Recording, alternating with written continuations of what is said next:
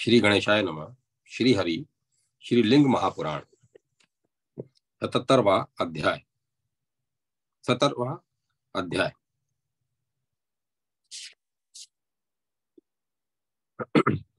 17वां अध्याय महेश्वर से होने वाली आदि सृष्टि का स्वरूप, नवविध सर्ग वर्णन एवं प्रजापत्य सर्ग निरूपण तथा भगवती सती की देह से अनेक देवियों का प्रादुर्भाव। ऋषिगण बोले, हे सुत जी, हे सुवर्त, आपने आदि सृष्टि का परिचय मात्र दिया, उस पर प्रकाश नहीं डाला। अब आप इसे विस्तार से बताने की कृपा कीजिए।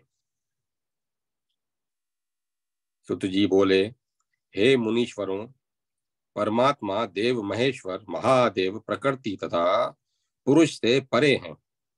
उन्हीं ईश्वर से परम कारण स्वरूप अव्यक्त उत्पन्न हुआ, जिसे तत्वचिंतक प्रधान तथा प्रकृति कहते हैं।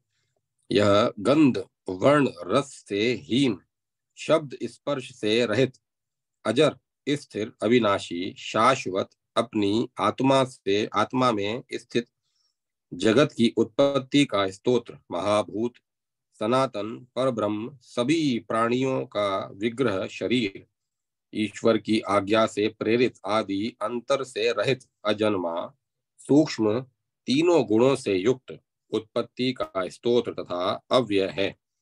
सर्ग के आदि काल में अव्यक्त तथा अविज्ञेय यह ब्रह्म रूप ही था। उस समय तमोमय अविभाग के रहने पर एवं गुणों के संभाव में रहने पर शिव की इच्छा से इस अव्यक्त के स्वरूप से वह संपूर्ण उत्पद्यमान जगत व्याप्त था। सृष्टि काल में क्षेत्रज्ञ पुरुष के द्वारा अधिष्ठित प्रधान के गुण भाव से प्रेरित होता हुआ महतत्व उत्पन्न हुआ।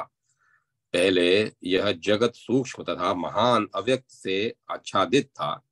इसके बाद सत्ता मात्र का प्रकाशक सत्व गुण प्रधान महतत्व प्रकट हुआ। महतत्व को मन के रूप में जानना चाहिए। यह सृष्टि का कारण कहा गया है।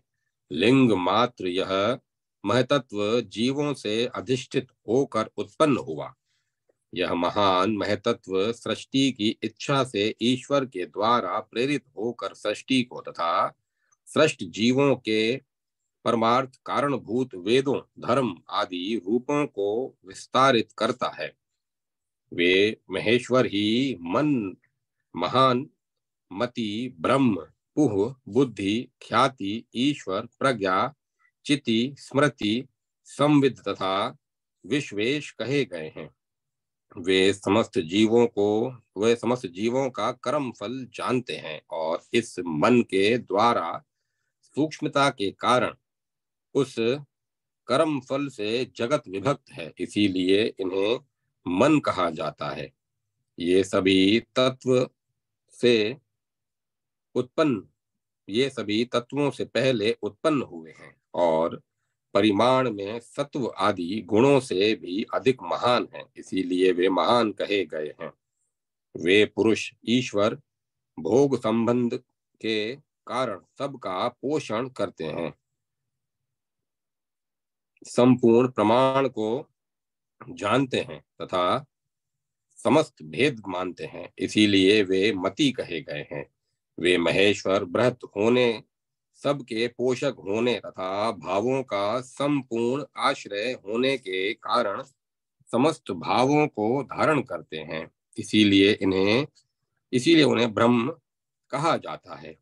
वे महेश्वर सभी देवों को अपने अनुग्रह से परिपूर्ण करते हैं तथा उन्हें तत्व भाव प्राप्त कराते हैं, इसीलिए वे पुह कहे जाते हैं। वे ईश्वर इस ब्रह्मांड में समस्त भावों तथा हित धर्म को स्वयं जानते हैं एवं जीवों को बोध कराते हैं, इसीलिए उन्हें बुद्धि कहा जाता है। ज्ञान निष्ठ के कारण विषय संबंधी सुख की ख्याति, प्रशंसा, तथा भोग की प्राप्ति इन्हीं ईश्वर से प्रवर्तित होती है, इसीलिए वे ख्याति कहे गए हैं। आकाश आदि के शब्द आदि गुणों के द्वारा तथा ज्ञान आदि के द्वारा सत्व पुरुष उनकी प्रशंसा करते हैं, इसीलिए भी उन महान पूज्य ईश्वर का नाम ख्याति कहा जाता है। वे महात्मा शिव संपूर्ण जगत को प्रत्यक्ष रूप से जानते हैं, इसीलिए ईश्वर कहे जाते हैं, और स्वयं ज्ञान रूप हैं, इसीलिए प्रज्ञा कहे जाते हैं। वे जीवों को भोगों की प्राप्ति के लिए ज्ञान आदि रूपों तथा अनेक विध कर्म फलों का विस्तार करते हैं, इसीलिए वे चित्ती कहे जाते हैं। वे महेश्वर वर्तमान भूत तथा भविष्य के भी समस्त कार्यों का स्मरण करते हैं, अर्थात उनका ज्ञान रखते हैं, इसीलिए वह स्मृति कहे जाते हैं। वे संपूर्ण ज्ञान तथा उत्तम महात्म्य को जानते हैं, इसीलिए वे विंद तथा विद धातु से व्युत्पन्न संविद रूप भी कहे जाते हैं। हे श्रेष्ठ मुनियों, वे सर्वत्र विद्यमान हैं और भक्त उन शिव में ही सब कुछ प्राप्त करता है, इसीलिए वे महात्माओं द्वारा संविद कहे गए हैं। ज्ञा धातु से ज्ञान शब्द कहा गया है। ज्ञान समुद्र भगवान शिव बंधन आदि का तिरस्कार करने के कारण विद्वानों द्वारा ईश्वर कहे गए हैं। इस प्रकार महेश्वर के उत्तम भावों का चिंतन करने वाले तत्ववेताओं ने अनेक अर्थों का प्रतिपादन करने वाले शब्दों के द्वारा आदि सबसे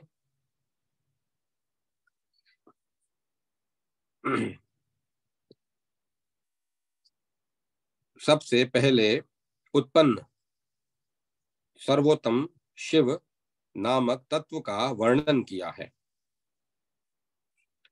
सृष्टि करने की इच्छा से प्रेरित होकर महत सृष्टि कार्य को विस्तारित करता है। संकल्प तथा अध्यव्यास अध्यवसाय ये उसकी दो वृत्तियां कही गई हैं। रजोगुण प्रधान त्रिगुण के कारण वह उत्पदवान सर्ग भूत आदि तथा अहंकार महत के द्वारा बाहर से ढके हुए थे। उसी तमोगुण प्रधान अहंकार से शब्द स्पर्श आदि तन मात्राओं का आकाश आदि तामस सर्ग हुआ। सृष्टि का विस्तार करते हुए भूतादि ने शब्द मात्र आकाश का सृजन किया। उससे शब्द लक्षण वाला सुशीर पुष्कर नामक आकाश उत्पन्न हुआ। शब्द तन मात्रा वाले आकाश ने स्पर्श तन मात्रा वाले वायु को आच्छादित किया। सृष्टि को आगे बढ़ाते हुए वायु ने रूप तन मात्रा वाले अग्नि को उत्पन्न किया। वायु से जो ज्योति अग्नि उत्पन्न होती है वह वायु के ही रूप तथा गुण वाली कही जाती है। इस प्रकार स्पर्श तन मात्रा वाले वायु ने रूप तन मात्रा वाली अग्नि को आच्छादित किया। सृष्टि को विस्तारित करती हुई ज्योति अग्नि ने रस तन मात्रा को उत्पन्न किया। उससे सर्वरसमय जल उत्पन्न हुआ। रूप तन मात्रा वाली अग्नि ने उस रस तन मात्रात्मक जल को आच्छादित किया। पुनः सृष्टि को आगे बढ़ाते हुए जल ने गंध तन मात्रा का सृजन किया। उससे पृथ्वी उत्पन्न हुई। उसका गुण गंध माना गया है। वे शब्द आदि गुण अपने अपने धर्मियों मात्र में ही स्थित रहते हैं, अतः उनमें तन मात्रता कही गई है। वे शब्द आदि अविशेष के वाचक होने के कारण तन मात्र शब्द का प्रतिपादक होने के कारण तथा प्रशांत सात्विक घोर राजस और मूढ़ तामस होने के कारण अविशेष कहे गए हैं। इससे परस्पर पंच भूतों की तन मात्राओं का सर्ग सृष्टि जानना चाहिए। वैकारिक राजस अहंकार से और सत्व प्रधान सात्विक अहंकार से वह वैकारिक सर्ग एक साथ परिवर्तित होता है। 5 ज्ञानेन्द्रियां तथा 5 कर्मेंद्रियां ये इंद्रियां साधन स्वरूप हैं और उनके 10 राजस अधिष्ठाता देवता हैं। जो 11वां मन है वह अपने गुण से उभ्यात्मक ज्ञान कर्मेंद्रियात्मक है। कान, त्वचा, नेत्र, जीवा तथा 5वीं नासिका, ये इंद्रियां शब्द आदि की प्राप्ति के लिए ज्ञान युक्त होती है। दोनों पैर, गुदा, ज्ञानेन्द्रिय, दोनों हाथ तथा 10वीं वाणी, ये क्रमशः गति, विसर्ग, मल त्याग, आनंद, शिल्प तथा बोलना उनका कार्य है। शब्द तन मात्रा वाले आकाश स्पर्श तन मात्रा में प्रविष्ट हुआ, अतः वायु शब्द तथा स्पर्श रूप 2 गुण वाला हुआ। शब्द एवं स्पर्श ये दोनों ही गुण रूप तन मात्रा में प्रविष्ट हुए, अतः शब्द स्पर्श रूप युक्त वह अग्नि 3 गुणों वाला हुआ। शब्द स्पर्श रूप सहित अग्नि रस तन मात्रा में प्रविष्ट हुआ, इसीलिए रस में जल को 4 गुणों वाला जानना चाहिए। शब्द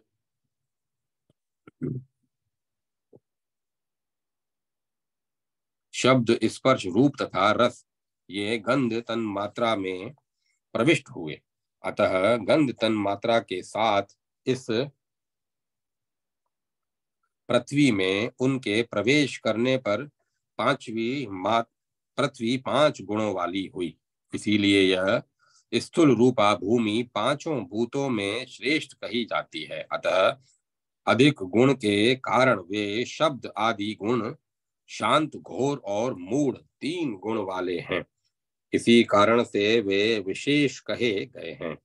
परस्पर प्रवेश करने के कारण वे एक दूसरे को धारण करते हैं। भूमि के भीतर यह सब लोकालोक पर्वत से आवृत हैं। वे विशेष शब्द आदि नियतत्व के कारण इंद्रिय ग्राह कहे गए हैं। पूर्व सर्ग आकाश आदि के गुण को उत्तरोत्तर वायु आदि प्राप्त करते हैं। उन शब्द आदि में जितनी मात्रा में जो गुण होता है उतनी ही मात्रा में उसे कहा गया है। जल में गंध का अनुभव होने पर कुछ लोग कहते हैं कि यह जल का गुण है। पृथ्वी में उस गंध को जल तथा वायु के संयोग से जानना चाहिए। महान आत्मा वाले ये 7 महतत्व अहंकार शब्द आदि 5 गुण एक दूसरे के आश्रय से रहते हैं।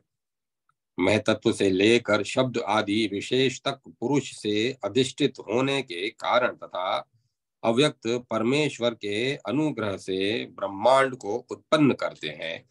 जल में बुलबुले की भांति एक विशाल अंड उन विशेषों आदि शब्द से एक ही बार में उत्पन्न हुआ। वह जल में स्थित था। वह अंड अपने से 10 गुना विस्तार वाले जल से बाहर से घिरा था। यह जल 10 गुना विस्तार वाले तेज अग्नि से बाहर से घिरा था। तेज 10 गुना विस्तार वाले वायु से बाहर से घिरा था और वायु भी 10 गुना विस्तार वाले आकाश से बाहर से घिरा था। जिस आकाश से वायु आवृत था वह आकाश भूत आदि से घिरा था। भूत आदि महतत्व से घिरे थे और महतत्व उस अव्यक्त से घिरा था। हे सुवर्तों, श्रव उस अंड के कपाल पर स्थित है और भव जल में स्थित है। रुद्र अग्नि में तथा भगवान उग्र वायु में स्थित कहे गए हैं। भीम पृथ्वी के मध्य में स्थित है। महेश्वर अहंकार में स्थित है। भगवान ईश बुद्धि में स्थित है और परमेश्वर सर्वत्र स्थित है। अंड इन 7 प्रवर्त आवरणों से आवृत है और एक दूसरे को आवृत करके ये 8 प्रकृतियां मूर्तियां स्थित हैं। इस प्रकार स्थित होकर ये प्रसर्ग काल में एक दूसरे को ग्रसिती है और सृष्टि काल में साथ साथ उत्पन्न होकर एक दूसरे को धारण करती हैं। वे विकार आधार आधेय भाव से विकारियों से रहते हैं। महेश्वर अव्यक्त से परे हैं, अंड अव्यक्त से उत्पन्न हुआ है। सूर्य के समान प्रभाव वाले वे लोग पुरुष परमेश्वर ही अंड से उत्पन्न हुए। उन पुरुष में उत्पद्यमान सृष्टि का उत्पादन अपनी इच्छा से हुआ। वे ही प्रथम शरीरधारी और वे ही पुरुष कहे जाते हैं। सभी देवताओं से नमस्कृत भगवान विष्णु देवी लक्ष्मी के साथ शिव की इच्छा से उनके बाएं अंग से उत्पन्न हुए और जगत गुरु ब्रह्म सरस्वती के साथ उनके दाहिने अंग से उत्पन्न हुए। इस अंड में ये लोक और यह संपूर्ण जगत स्थित है। नक्षत्रों, ग्रहों तथा वायु सहित सूर्य, चंद्रमा आदि इसी में दोनों लोक पर्वत तथा सब कुछ इस अंड में स्थित है। हे द्विजों, अब मैं सृष्टि में कहे गए कालांतर को बताता हूँ। इस कालांतर को परमेश्वर का दिन जानना चाहिए और उन परमेश्वर की पूर्ण रूप से उतने ही काल की रात जाननी चाहिए। जो सृष्टि है वही उनका दिन है और प्रलय काल को उनकी रात कहा गया है। ऐसा मानना चाहिए कि न तो उनका दिन है और न उनकी रात। केवल लोगों के हित की कामना से उनके द्वारा रात दिन का ऐसा उपचार किया जाता है। इंद्रियों के विषय, पांच महाभूत, सभी प्राणी तथा बुद्धि, ये सब देवताओं के साथ बुद्धिमान परमेश्वर के दिन के समय विद्यमान रहते हैं और दिन के अंत में विलीन हो जाते हैं। रात्रि का अंत होने पर पुनः विश्व की उत्पत्ति होती है। उस समय व्यक्ति के अपनी आत्मा में स्थित होने पर तथा विकार के विलीन हो जाने पर प्रधान एवं पुरुष अपने लक्षणों के साथ स्थित होते हैं।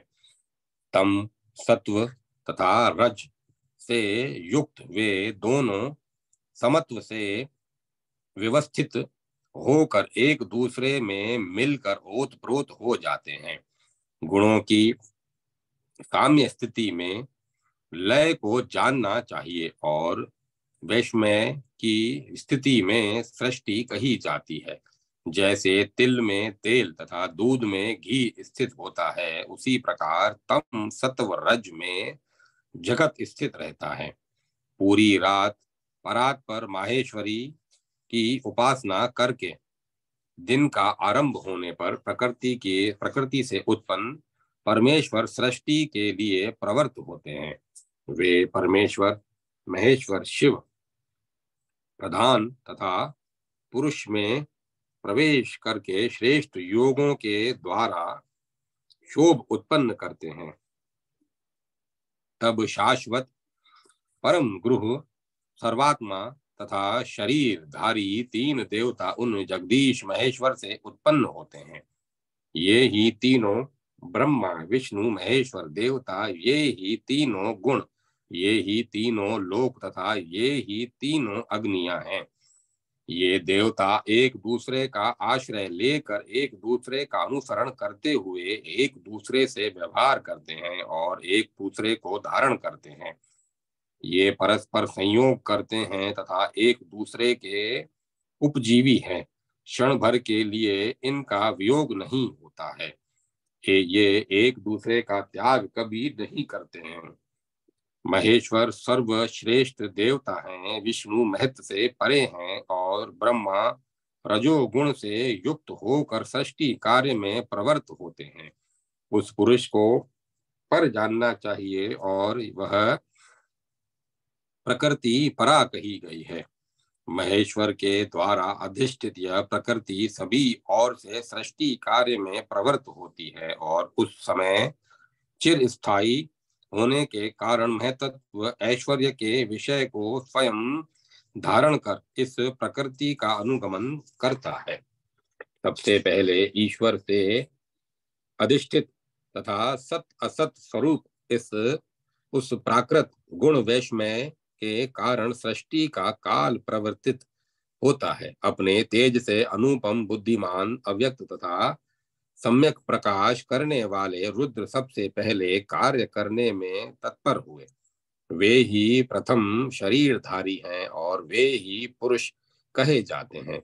चार मुख वाले तथा प्रजाओं के स्वामी भगवान ब्रह्मा उन्हीं से उत्पन्न हुए और सृष्टि कार्य करने में समर्थ हुए।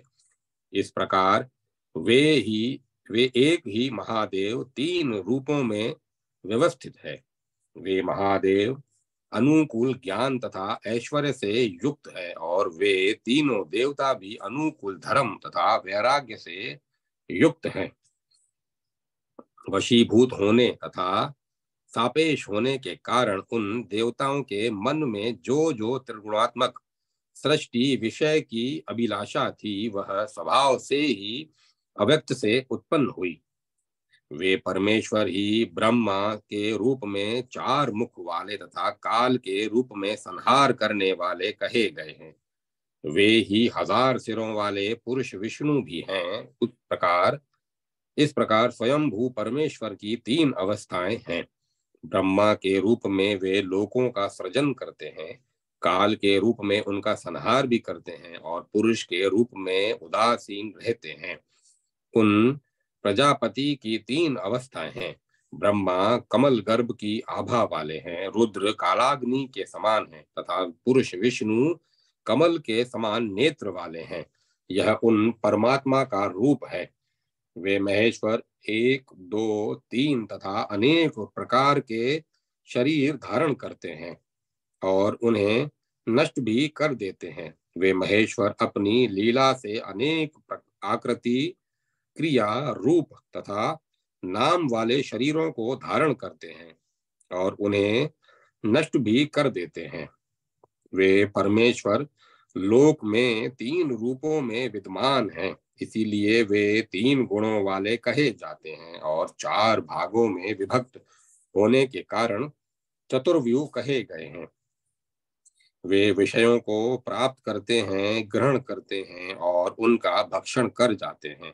ऐसा उन इनका शाश्वत भाव है, इसीलिए वे आत्मा कहे जाते हैं।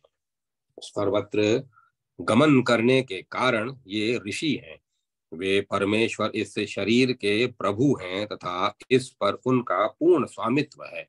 अतः वे शरीरी हैं और सर्वत्र प्रवेश करने के कारण वे विष्णु हैं। वे ऐश्वर्य में भाव से युक्त होने के कारण भगवान तथा निर्मल होने के कारण शिव कहे गए हैं। वे विशिष्ट होने के कारण परम तथा रक्षा करने के कारण ओम कहे गए। वे सब कुछ सम्यक जानने के कारण सर्वज्ञ हैं तथा सर्वमय होने के कारण सर्व हैं। वे अपने को तीन रूपों में विभक्त करके तीनों लोकों का संचालन करते हैं। वे तीन रूपों में तीन रूपों से स्वयं जगत का सृजन करते हैं, पालन करते हैं तथा संहार करते हैं। वे आदि प्रारंभ में प्रकट होने के कारण आदि देव तथा अजन्मा होने के कारण अज कहे गए हैं। वे समस्त प्रजाओं की रक्षा करते हैं, इसीलिए प्रजापति कहे गए हैं। वे देवताओं में सबसे महान देवता हैं, इसीलिए महादेव कहे गए हैं। वे सर्वव्यापी होने तथा किसी के वश में न होने के कारण देवताओं के भी ईश्वर बृहत होने के कारण ब्रह्मा तथा अपने भूतत्व अस्तित्व के कारण भूत कहे जाते हैं। वे क्षेत्रों का ज्ञान रखने के कारण क्षेत्रज्ञ तथा एकमात्र होने के कारण केवल कहे गए हैं। चूंकि वे पूरी शरीर में शयन करते हैं, इसीलिए पुरुष कहे जाते हैं। वे अनादि होने तथा सबसे पहले होने के कारण स्वयंभू कहे गए हैं। वे यजन के कारण योग्य होने के कारण यज्ञ तथा इंद्रियों से न दिखाई देने वाले वस्तुओं को भी देखने के कारण कवि कहे जाते हैं। वे क्रमणीय, पहुंच के योग्य होने के कारण क्रमण, सबका पालन करने के कारण पालक, कपिल वर्ण होने के कारण आदित्य और सबसे पहले उत्पन्न होने के कारण अग्नि कहे गए हैं। हिरण्यमय गंड, हिरण्यमय अंड इनसे उत्पन्न हुआ और ये भी हिरण्यमय अंड से उत्पन्न हुए, अतः इस पुराण में उन्हें हिरण्यगर्भ कहा जाता है। अतीत विश्वात्मा स्वयंभू का जो काल है उसकी गणना 100 वर्षों में भी नहीं की जा सकती है। वर्तमान ब्रह्मा की काल संख्या को परार्ध कहा गया है, उतने ही परिमाण वाला उनका काल द्वितीय परार्ध शेष रहता है। उसके अंत में जगत का संहार हो जाता है। कल्पों के 1000 करोड़ जो दिन व्यतीत हो गए हैं, उतने ही दूसरे अभी शेष हैं। जो यह वराह कल्प चल रहा है उसके विषय में सुनिए। हे द्विजों, यह वर्तमान कल्प उनमें प्रथम कल्प है, जिसमें स्वयंभू आदि 14 मनु व्यवस्थित हैं। बीत चुके वर्तमान तथा अभी होने वाले जो मनु हैं, उन महेश्वर मनुओं द्वारा अपनी तपस्या से प्रजाओं के साथ सातों द्वीपों तथा पर्वतों सहित संपूर्ण पृथ्वी का पालन पूरे 1000 वर्षों तक किया जाता है। अब उनका विस्तृत वर्णन सुनिए। हे ऋषियों, एक मनवंतर के वर्णन से सभी मनवंतरों का तथा एक कल्प के वर्णन से दूसरे कल्प का भी वर्णन हो जाएगा। अपने वंश के राजाओं के साथ बीते हुए कल्प जिस रूप में होते हैं, विद्वान को वैसा ही तर्क अनुमान अनागत भविष्य कल्पों के विषय में भी कर लेना चाहिए। पृथ्वी तल के नष्ट हो जाने पर सबसे पहले जल प्रादुर्भूत हुआ। विनष्ट नक्षत्रों से युक्त तथा उस विस्तृत जल में ब्रह्मांड के में कुछ भी नहीं मालूम पड़ता था। उस एकार्ण प्रलय सागर में समस्त स्थावर जगम के विनष्ट हो जाने पर 1000 नेत्रों वाले, 1000 पैर वाले, 1000 सिर वाले तथा स्वर्णिम रंग वाले अतीन्द्रिय ब्रह्मा पुरुष रूप में प्रकट हुए। उस समय नारायण संज्ञक वे ब्रह्मा जल में सोए हुए थे। पुनः सतव गुण के उद्रेक के कारण जगे हुए उन ब्रह्मा ने लोक को शून्य देखा। लोग उन नारायण के प्रति इस श्लोक को उदाहरत करते हैं। जल का अर्थ है नार, और सुनु, हम लोग जल के ये दो नाम सुनते हैं। उस जल से पूरित करके उन्होंने अपना अयन निवास स्थान बनाया और वे जल में सोते हैं, इसीलिए नारायण कहे गए हैं। 1000 चतुर्युगी तक जल में निवास करने के पश्चात रात्रि के अंत में उन्होंने सृष्टि करने के उद्देश्य से ब्रह्मा का रूप धारण किया। ब्रह्मा वायु होकर उस जल में विचरण करने लगे। जैसे ही वर्षा ऋतु में रात्रि में खगोत विचरण करता है, तदंतर ज्ञान संपन्न उन ब्रह्मा ने अनुमान पूर्वक पृथ्वी को जल के भीतर गई हुई जानकर पहले के कल्पों में जैसा रूप धारण किया था, उस अन्य रूप को धारण कर पृथ्वी का उद्धार करने का निश्चय किया। तत्पश्चात महात्मा भगवान ब्रह्मा उस दिव्य रूप का चिंतन करने लगे। सभी ओर से जल से व्याप्त पृथ्वी को देखकर उन्होंने सोचा कि मैं कौन सा रूप धारण करके इस पृथ्वी का उद्धार करूं। उन्होंने जल क्रीड़ा के अनुरूप सभी प्राणियों से अजय, वेदमय तथा ब्रह्म संज्ञक वराह रूप धारण किया और पृथ्वी का उद्धार करने के लिए रसातल में प्रवेश किया। उन वराह रूपधारी प्रजापति ने जल से घिरी हुई पृथ्वी के पास पहुंचकर उसे उठा लिया और समुद्र के जल को समुद्रों में तथा नदियों के जल को नदियों में समाविष्ट कर दिया। इस प्रकार उन प्रभु ने लोक कल्याण के लिए रसातल में गई हुई तथा समुद्र तल में डूबी हुई पृथ्वी को अपने दृष्टा दृष्टा पर उठा लिया। इसके बाद उन धरणी धर ने पृथ्वी को उसके मूल स्थान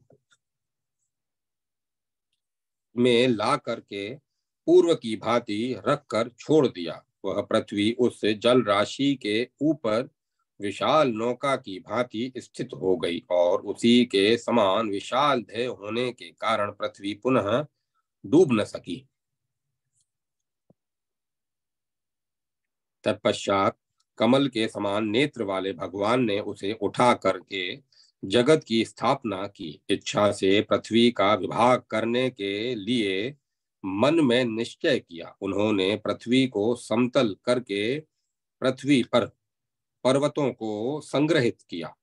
संवर्तक अग्नि द्वारा पूर्व सृष्टि के दग्ध कर दिए जाने पर उस समय बहुत विस्तार वाले वे पर्वत उस अग्नि में विशीर्ण हो गए थे। उस एकार्णव के में वायु प्रवाह के द्वारा एकत्रित होकर शीत के कारण वे जहां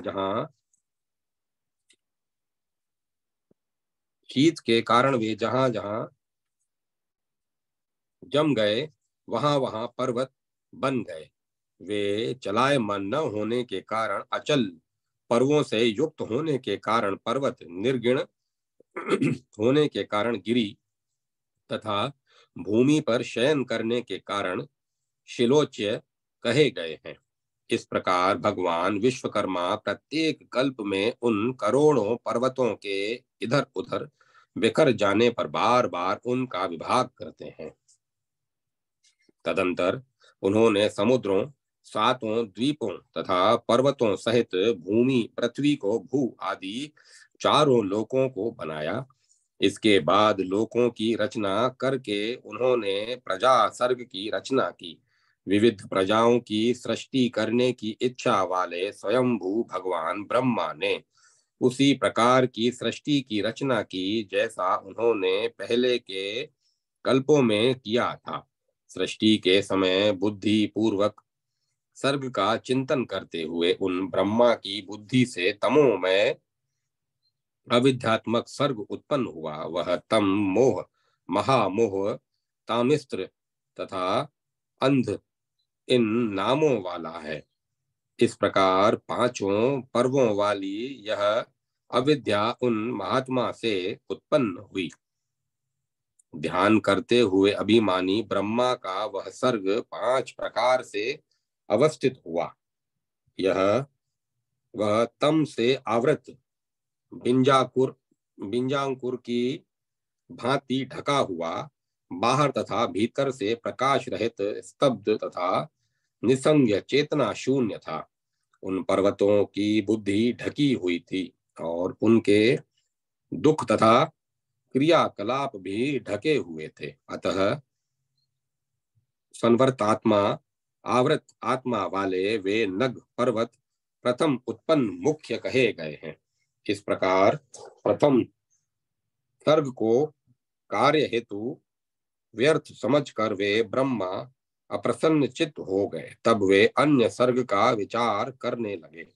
ऐसा चिंतन करते हुए उन ब्रह्मा से त्रियक स्तोत्र बहिर्मुख इंद्रिय प्रवाह वाला सर्ग उत्पन्न हुआ। वह सर्ग त्रियक प्रकृति वाला था, इसीलिए उसे त्रिय स्तोत्र कहा गया है। हे द्विजों, वे उत्पत्तिग्राही पशु पक्षी आदि के रूप में प्रसिद्ध हुए। उनके इसके बाद अन्य सर्ग का ध्यान करते हुए उन ब्रह्मा से उधर्व स्तोत्र, उधर्व इंद्रिय प्रवाह वाला तीसरा सात्विक सर्ग उत्पन्न हुआ। वह उधर्व रूप से व्यवस्थित था, चूंकि वह उधर्व भाव से कार्य करता था, अतः यह सर्ग उधर्व स्तोत्र कहा गया है। वे सुख प्रीति को अधिक प्रवृत्ति वाले बाहर तथा भीतर से समृद्ध और बाहर तथा भीतर से प्रकाशमय थे। इसीलिए वे उधर्व स्तोत्र से उत्पन्न कहे गए हैं। वे सतोद्भव कहे गए हैं। उधर्व स्तोत्र नामक वह तीसरा सर्ग देव सर्ग कहा गया है। बाहर तथा भीतर प्रकाश से युक्त रहने के कारण वे उधर्व स्तोत्र से उत्पन्न कहे गए हैं। उधर्व स्तोत्र के रूप में गए वे लोग विद्वानों के द्वारा संतुष्ट आत्मा वाले कहे गए हैं। उधर्व स्तोत्र वाले देवताओं के सृष्ट हो जाने पर वर प्रदान करने वाले प्रभु भगवान ब्रह्मा प्रसन्न हो गए और उसके बाद वे दूसरी सृष्टि का विचार करने लगे। तब प्रभु ब्रह्मा ने अन्य साधक सर्ग का सृजन किया। उस समय ध्यान करते हुए उन सत्य के अभिध्यायी व्यक्त ब्रह्मा ने अवार्क स्तोत्र बाहर तथा भीतर से इंद्रिय प्रभाव वाला साधक सर्ग उत्पन्न हुआ। इस सृष्टि के कारण अवार्क रूप से कार्य में प्रवृत्त हुए, इसीलिए वे अवार्क स्तोत्र कहे गए हैं। वे प्रकाश बाहुल्य वाले, तमोगुण से युक्त तथा रजोगुण की अधिकता वाले थे। इसीलिए वे बहुत दुख से युक्त थे तथा बार बार कर्म करने वाले थे। बाहर तथा भीतर से समृद्ध वे लोग साधक कार्य साधन में तत्पर मनुष्य थे।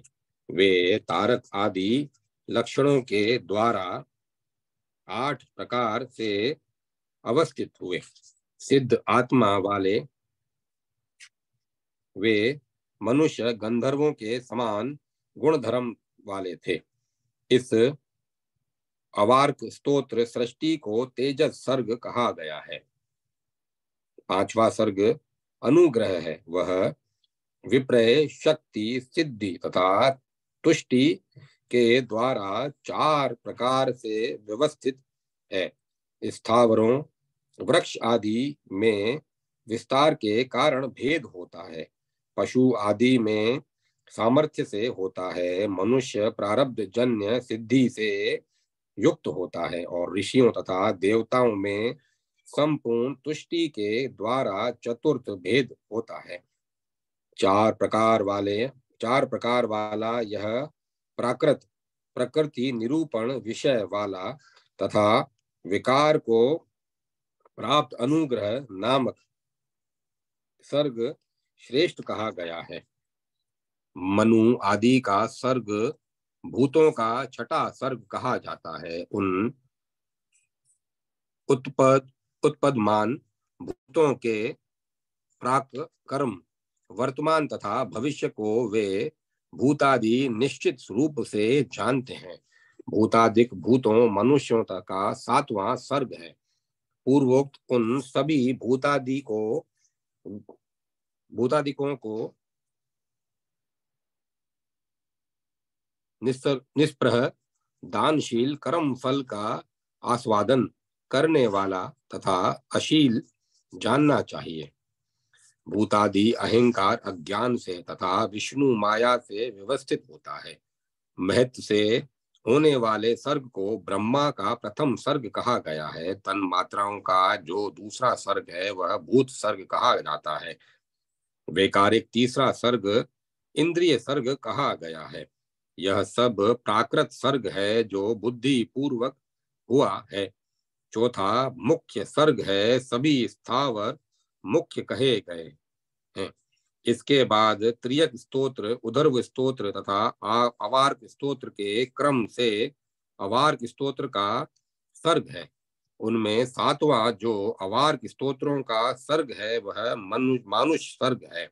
8वां अनुग्रह सर्ग है। वह सात्विक तामस तथा राजस भेदों वाला होता है।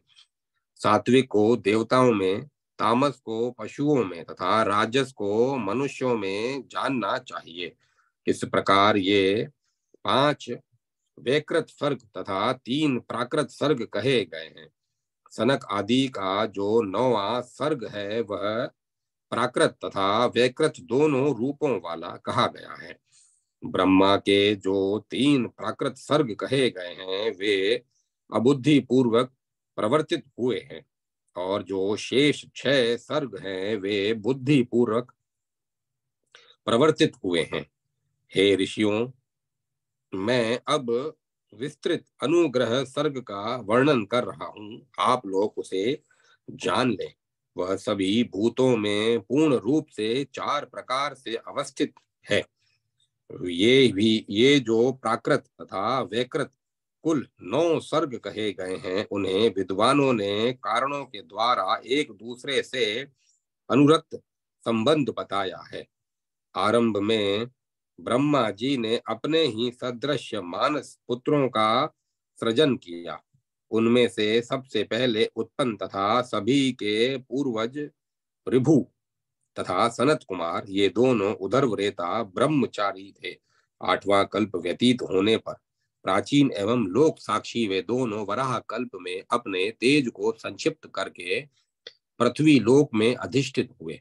मोक्ष के लिए कर्म परायण वे दोनों मानस पुत्र आत्मा को अपने में स्थित करके प्रजा धर्म तथा काम का त्याग करके वैराग्य में स्थित हो गए। सनत कुमार जिस रूप में उत्पन्न हुए थे वैसे ही कुमार रूप में विद्यमान कहे जाते हैं, इसीलिए उनका नाम सनत कुमार प्रसिद्ध हुआ।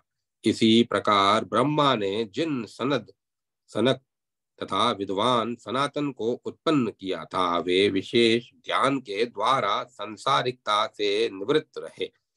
महान औज वाले वे सब अविद्या परिकल्पित भेद के प्रति संबद्ध होकर अर्थात उसे मिथ्या समझकर प्रवृत्ति से रहित योगी हुए। प्रजाओं की सृष्टि किए बिना ही वे मोक्ष को प्राप्त हुए। उन सब के मोक्ष को प्राप्त हो जाने पर ब्रह्मा ने अपने स्थान में अभिमानी तथा कर्म कार्यक्षम अन्य मानस पुत्रों का सृजन किया, जिन्होंने प्रलय पर्यंत इस पृथ्वी को धारण किया। इसके बाद ब्रह्मा ने जल अग्नि पृथ्वी वायु अंतरिक्ष स्वर्ग समुद्रों नदियों पर्वतों वनस्पतियों औषधियों वलियों वृक्षों झाड़ियों लताओं काष्ठाओं कलाओं मुहूर्तों संधियों रात्रि दिन पक्षों मासों अयनों तथा वर्षों तथा युगों का सृजन किया। अपने स्थानों के अभिमानी वे सब अपने स्थानों के नाम वाले कहे गए हैं। अब मैं महान देवताओं तथा ऋषियों के विषय में बता रहा हूँ, आप लोग उन्हें जान लें। उन ब्रह्मा ने मरीचि भृगु अंगिरा पुलस्त्य पुलह क्रतु दक्ष अत्रि तथा वशिष्ठ इन 9 मानस पुत्रों का भी सृजन किया। ये लोग पुराण में 9 ब्रह्मा के रूप में निर्धारित किए गए हैं। ब्रह्मा ने पूर्व की भांति ब्रह्मा के स्वरूप वाले तथा ब्रह्मवादी उन सभी के लिए स्थानों को कल्पित किया। इसके बाद उन्होंने सुख देने वाले धर्म एवं संकल्प का भी सृजन किया। सभी लोकों के पितामह देव महेश्वर ने व्यवसाय से धर्म का तथा संकल्प के द्वारा संकल्प का सृजन किया। प्रभु ब्रह्मा के मन से प्रजापति रुचि नामक मानस पुत्र भी उत्पन्न हुआ। ब्रह्मा जी ने अपने प्राण से दक्ष का तथा दोनों नेत्रों से मरीचि का सृजन किया। ऋषि भृगु जल में जन्म लेने वाले ब्रह्मा के हृदय से उत्पन्न हुए। उन्होंने सिर से अंगिरा को, कान से अत्रि को, उदान वायु से पुलस्त को तथा व्यान वायु से पुलह को उत्पन्न किया। वशिष्ठ उनके समान वायु से उत्पन्न हुए। उन्होंने अपान वायु से क्रतु का सृजन किया। ये संकल्प धर्म मरीचि भृगु अंगिरा पुलस्त पुलह क्रतु दक्ष अत्रि वशिष्ठ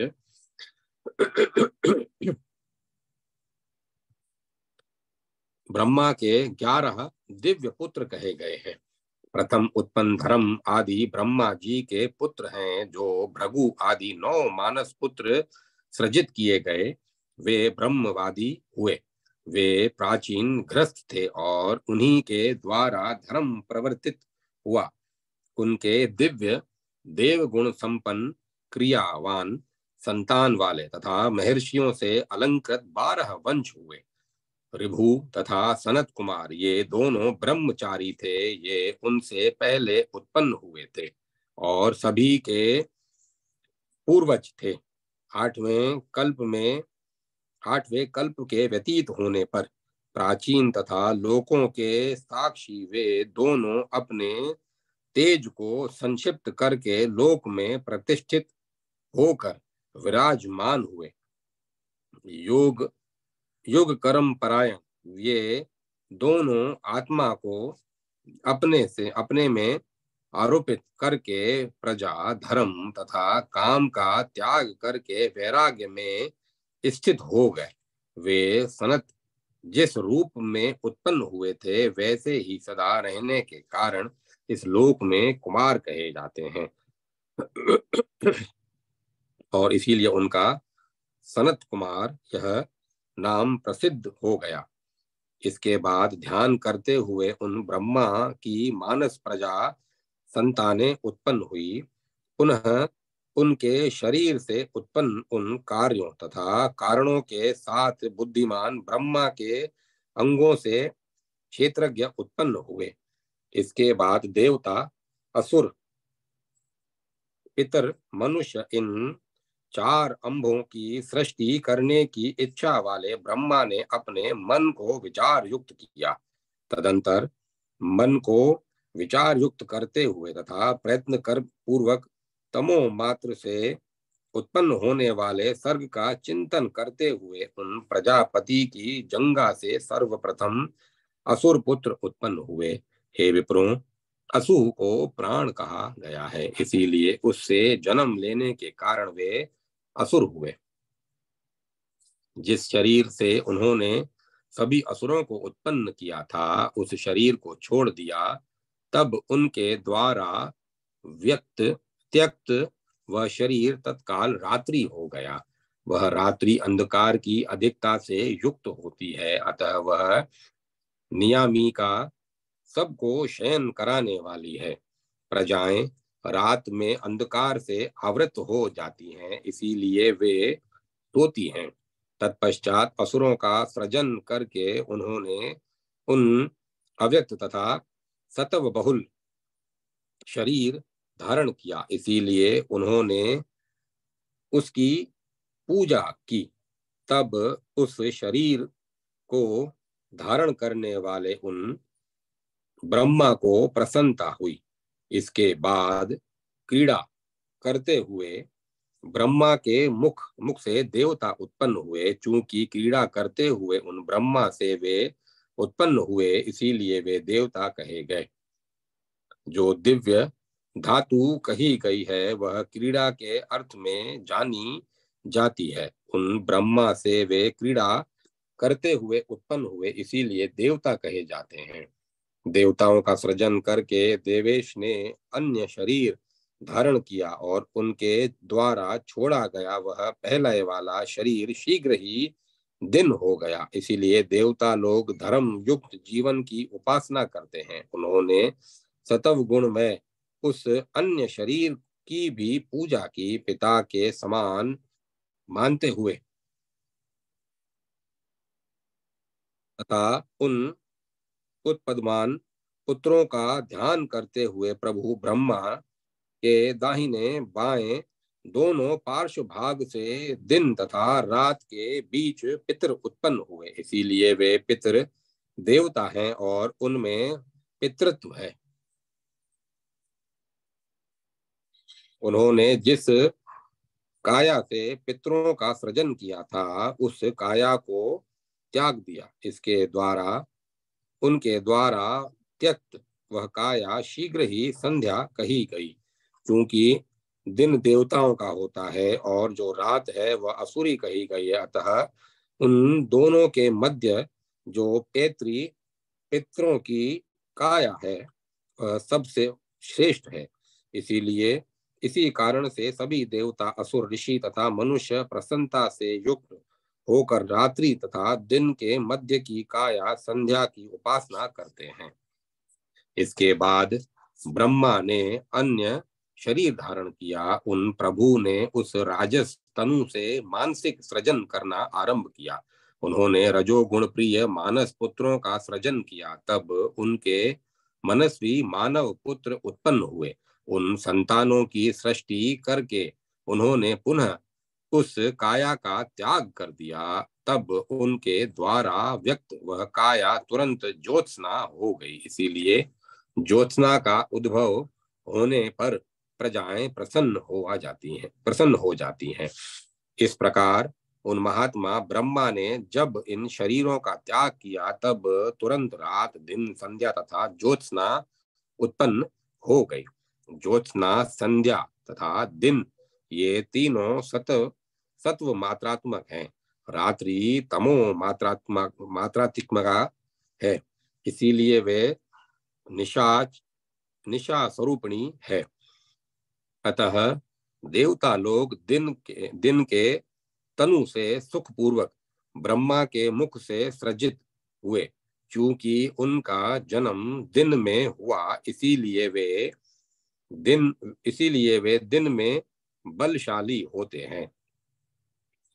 प्रभु ने अपने शरीर के द्वारा जगन से असुरों को रात में उत्पन्न किया था।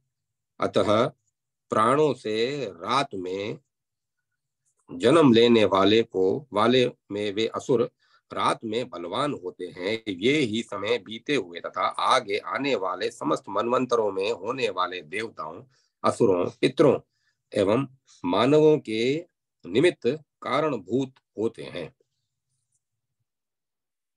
ज्योत्सना, रात्रि, दिन, संध्या ये चारों अम्ब स्वरूप हैं। वे भासित होते हैं, इसीलिए अम्ब हैं। विद्वानों ने भा धातु को दीप्ति प्रकाश अर्थ में कहा है। उसी से यह अम्ब शब्द व्युत्पन्न है। उन ब्रह्मा ने इन अम्बों का सृजन करके पुनः अपने शरीर से विविध देवताओं, मनुष्यों, दानवों तथा पितरों का सृजन किया था।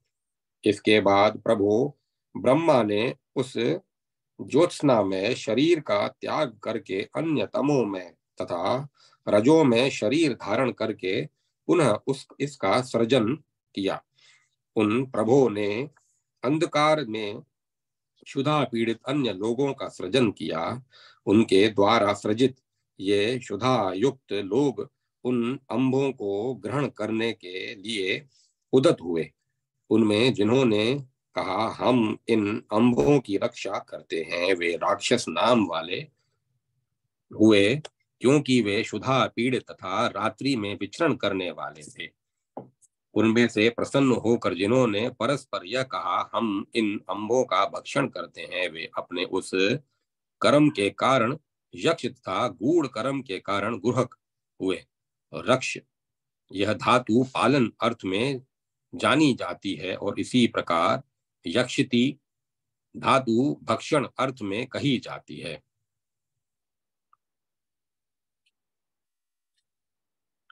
कि उस सृष्टि को देखकर प्रसन्नता से युक्त उन बुद्धिमान ब्रह्मा के बाल क्षीर्ण हो गए। वे क्षीर्ण बाल पुनः ऊपर उठ गए और उन्होंने प्रभु को अवरुद्ध कर दिया। वे बाल सिर से हीन हो गए थे, इसीलिए नीचे की ओर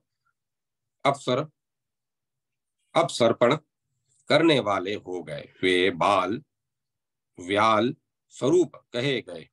वे हीन होने के कारण, अही गिरने के कारण पनग और अपसर्पण होने के कारण सर्प कहे गए हैं।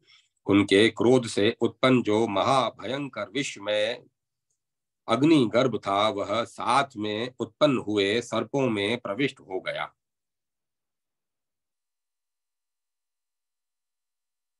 तब सर्पों को देखकर ब्रह्मा जी क्रुद्ध हुए और उन्होंने क्रोध में स्वरूप वालों को उत्पन्न किया। वे कपिश वर्ण, अत्यंत उग्र तथा मांस का भक्षण करने वाले भूत थे। वे भूतत्व के कारण भूत तथा मांस भक्षण करने के कारण पिशाच कहे गए हैं। प्रसन्नता पूर्वक गान करते हुए उन ब्रह्मा से गंधर्व उत्पन्न हुए थे। ध्यति, यह धातु गान अर्थ में पड़ी जाती है। वे वाणी का गान करते हुए उत्पन्न हुए, इसीलिए गंधर्व कहे गए हैं। इन 8 देव योनियों को सृजित करने के अनंतर उन प्रभु ने स्वच्छंदता पूर्वक अपनी आयु से अन्य पक्षियों का सृजन किया। पुनः उन्होंने स्वच्छंदता पूर्वक स्वेच्छा से विचरण करने वाले पक्षियों का सृजन किया। इस प्रकार उन देवेश ने पशुओं की सृष्टि करके पक्षी समुदाय का भी सृजन किया था। ब्रह्मा जी ने अपने मुख से बकरियों का तथा वक्ष छाती से भेड़ों का सृजन किया। उन्होंने उदर से तथा पार्श्व भागों से गायों की रचना की। उन्होंने अपने पैरों से घोड़ों, हाथियों, गधों, अवयों, मृगों, ऊंटों और खच्चरों का सृजन किया। इसी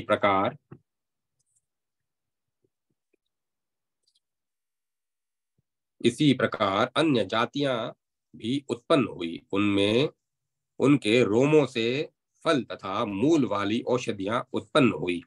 इस प्रकार पशुओं तथा औषधियों का सृजन करके वे प्रभु यज्ञ में लग गए। गाय, अज, पुरुष, मनुष्य, मेष, अश्व, खच्चर तथा गधे, इन्हें ग्राम्य पशु कहा गया है। नरमेध में पशुत्व की कल्पना के कारण मनुष्यों को पशु कोटि में माना गया है। जंगली पशुओं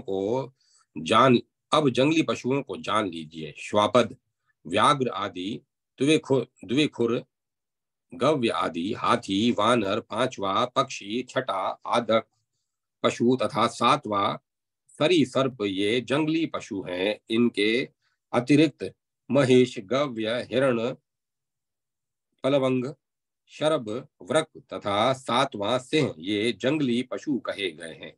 ब्रह्मा ने अपने प्रमथ पर्व मुख से गायत्री छंद, ऋग्वेद, गीयमान, त्रिव्रत, साम, रथंतर, साम तथा यज्ञों में मुख्य अग्निष्टम की रचना की। उन्होंने दक्षिण मुख से यजुर्वेद, त्रिष्टुप छंद, पंचदशाव्रत, साम, ब्रह्मत्साम तथा उकथ्य की रचना की। उन्होंने पश्चिम मुख से साम, जगती छंद, सप्त दशाव्रत, स्तोम, वेरूप, साम तथा अतिरात्र यज्ञ की रचना की। उन्होंने उत्तर मुख से 21 अथर्व प्रार्थना मंत्रों, व्याप्तरामाण, अनुष्टुप छंद तथा वेरज छंद की रचना की। भगवान ब्रह्मा ने कल्प के आरंभ में विद्युत, वज्र, मेघों, रोहित वर्ण वाले इंद्रधनुष तथा तेजों की रचना की।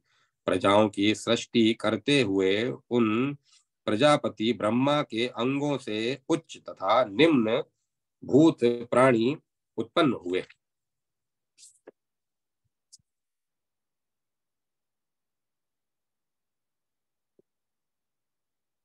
पहले देवता, असुर, मनुष्य तथा पितर, इन चारों की सृष्टि करके उन्होंने स्थावर तथा जगम भूतों का सृजन किया।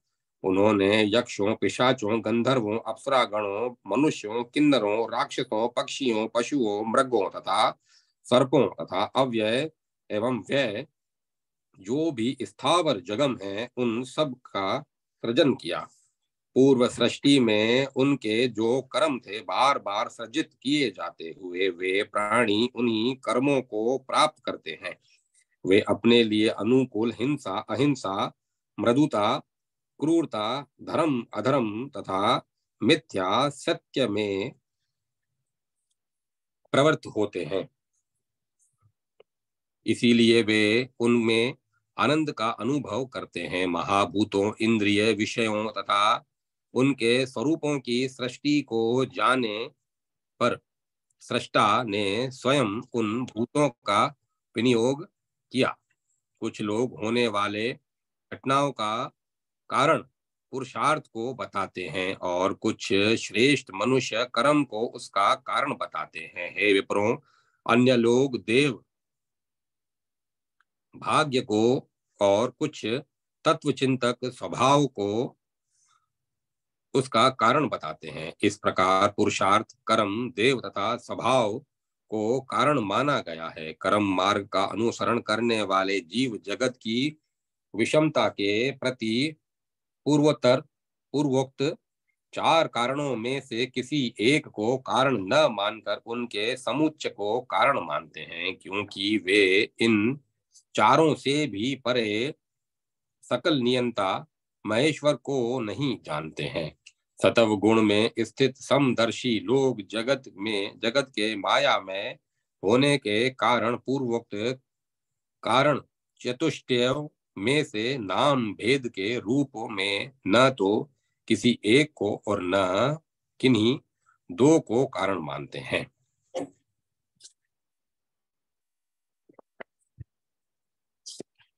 अब मैं कथा को विराम देता हूँ।